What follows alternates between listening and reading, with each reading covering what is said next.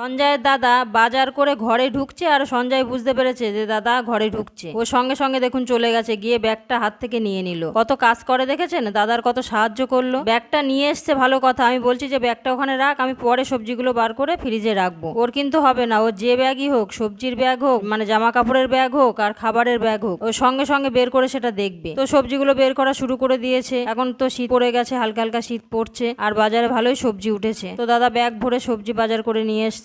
সব দিন তো যাওয়া হয় না, মাঝে মাঝে দু একদিন যায়, গিয়ে অনেক করে বাজার করে নিয়ে আসে। নিয়ে এসে সঞ্জয় দেখুন বার করছে সবজিগুলো সব। ওর কষ্ট হয়ে গেছে, বসে পড়লো। বসে বসে ওগুলো সব ব্যাগে কিচ্ছু রাখবে না, যা আছে সব একবারে বের করবে। যে অল্প একটু বের করে উঠে যাবে তাও কিন্তু না, ও সব সবজি বার করবে ব্যাগে যত সময় থাকবে। তো বের করে আর দেখছে। আমিও বলছি দাঁড়া এখন এক্ষুনি তাহলে ফ্রিজে ঢুকাতে হবে, গিয়ে একটু গল্প করছি, তুই কি কি খাবি বল, এগুলো কি তোর ভালো লাগে? ও খায় না, এখানে তো অনেক সবজিও খাবে না, কিন্তু ও সেগুলো কিছু বলে না, বের করে আনন্দ করে। সঞ্জয় যেহেতু সবসময় ঘরে থাকে, তো ও আমার সঙ্গে সঙ্গে সবসময় থাকে, তো ঘরের এইসব কাজগুলোতেই ও নিয়ে নাড়াচাড়া করে। কি করবে, ও তো একটা মানুষ, ওরও তো একটু সময় কাটবে, এগুলো করে ও সময় কাটে। তো আমি গল্প করছি তুই কি খাবি। ও টমেটো চাটনি খুব ভালোবাসে, তাই টমেটোটা বারবার ধরছে। আর এই যে পেঁপেটাও নিয়েছে না, পেঁপেটাও দেখতে ভালোবাসে, কিন্তু পেঁপে রান্না করলেও খায় না। ও যেগুলো খায় না দেখেছে সেটা নিয়েও খুব আনন্দ করে, কেন তা কি জানি।